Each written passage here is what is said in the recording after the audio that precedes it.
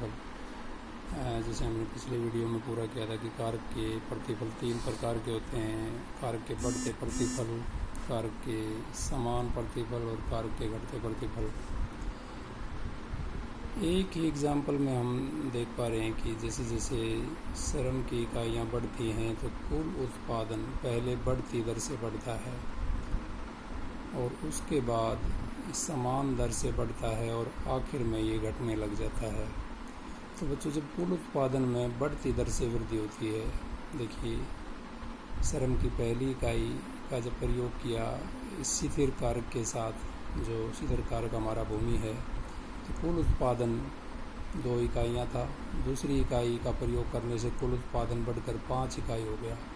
तो सीमांत उत्पादन 2 से बढ़कर 3 हो गया, क्योंकि दूसरी इकाई ने 3 उत्पादन की 3 इकाइयों में वृद्धि हुई। तो सीमांत उत्पाद दूसरी इकाई का 3 इकाई है। दूसरी जो श्रम की इकाई है उसका सीमांत उत्पादन 3 है। इसी प्रकार बच्चों, तीसरी इकाई का प्रयोग करने से कुल उत्पादन 9 हो जाता है बढ़कर, यानी कि सीमांत उत्पाद है तीसरी इकाई का 4, और चौथी इकाई का प्रयोग करने से कुल उत्पाद बढ़कर 14 हो जाता है और इसका सीमांत उत्पादन है 5 इकाइयाँ। तो हम देखते हैं कि जब एक उत्पादक उत्पादन की प्रक्रिया को बढ़ाने के लिए स्थिर कारक भूमि, जो कि एक स्थिर कारक है, क्योंकि अल्पकाल में बच्चों इसमें कोई परिवर्तन नहीं कर सकते, और केवल परिवर्तनशील कारक यानी कि श्रम की मात्रा में वृद्धि करके ही उत्पादन को बढ़ाया जाता है। तो ध्यान से देखें स्टूडेंट्स, प्यारे बच्चों, पहली, दूसरी, तीसरी और चौथी जब श्रम की इकाइयाँ लगती हैं तो उत्पादन बढ़ती हुई दर से बढ़ता है। यानी कि पहली इकाई से उत्पादन 2 है तो दूसरी से बढ़कर 4 नहीं हुआ, 5 हो गया, यानी कि 3 की वृद्धि हुई। यानी कि पहली इकाई का सीमांत उत्पाद 2 और दूसरी का 3। तीसरी इकाई से जो वृद्धि थी वो 4 हो गई बढ़कर, अर्थात तीसरी श्रम की तीसरी इकाई का सीमांत उत्पाद 4 है, चौथी इकाई का सीमांत उत्पाद 5 है। तो बच्चों, ये जो अवस्था होती है जब कुल उत्पादन बढ़ती हुई दर से बढ़ता है, इसे हम कहते हैं कारक का बढ़ता प्रतिफल।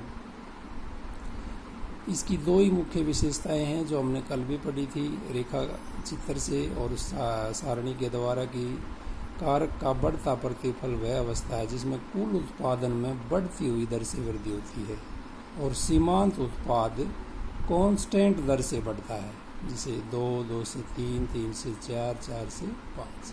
बच्चों, एक उत्पादक जब श्रम की पहली 4 इकाइयों का प्रयोग करता है तो उसे कारक के बढ़ते प्रतिफल प्राप्त होते हैं। कारक के प्रतिफल इसलिए क्यों कहते हैं, क्योंकि इसमें केवल एक परिवर्तनशील कारक यानी श्रम की मात्रा में परिवर्तन करके उत्पादन में परिवर्तन किया जाता है।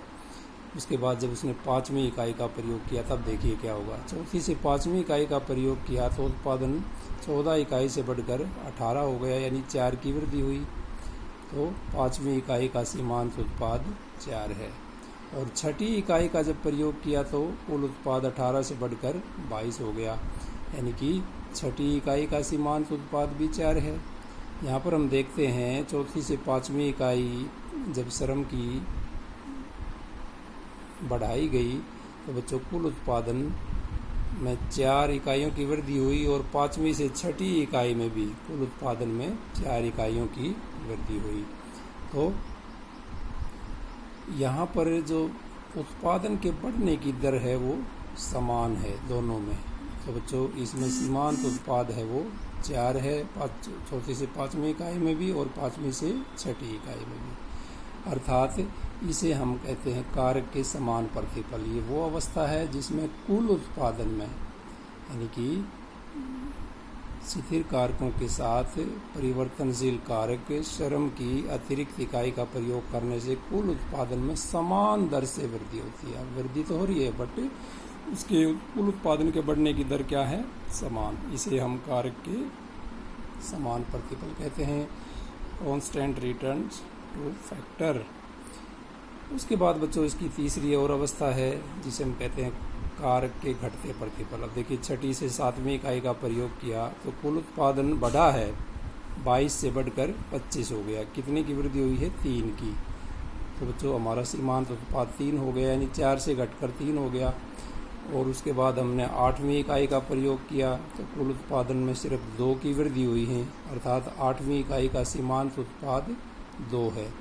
और श्रम की जब 9वीं इकाई का प्रयोग किया उत्पादक ने तो भी कुल उत्पादन बढ़ा है, यानी 27 से बढ़कर 28 हो गया और इसका जो सीमांत उत्पाद है वो 1 है।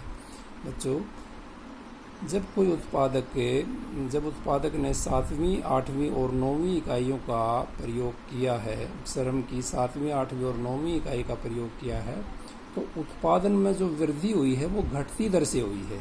देखिए 22 से बढ़कर 25 हुआ, 3 की वृद्धि, 25 से 27 हुआ, 2 की वृद्धि, और 27 इकाइयों से 28 इकाइयाँ हुआ तो केवल 1 इकाई की वृद्धि। अर्थात हम देखते हैं कि 7वीं, 8वीं और 9वीं श्रम की इकाई का सीमांत उत्पाद 3, 2 और 1 है, अर्थात घट रहा है। तो बच्चों इसे हम कारक के घटते प्रतिफल कहते हैं। देखिए हमने एक ही एग्जाम्पल में इन कारक के जो तीनों प्रतिफल है इसको समझने की कोशिश की है।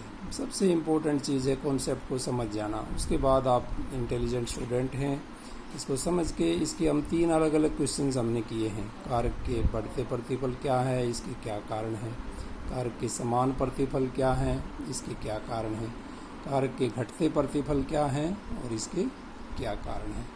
तो उसको हमने डायग्राम और टेबल के द्वारा समझा है। आई होप सभी बच्चे इसको समझ गए होंगे, और फिर भी किसी प्रकार का डाउट है तो आप अपना डाउट क्लियर कर लें। Please keep doing your homework regularly. Thank you students, take care.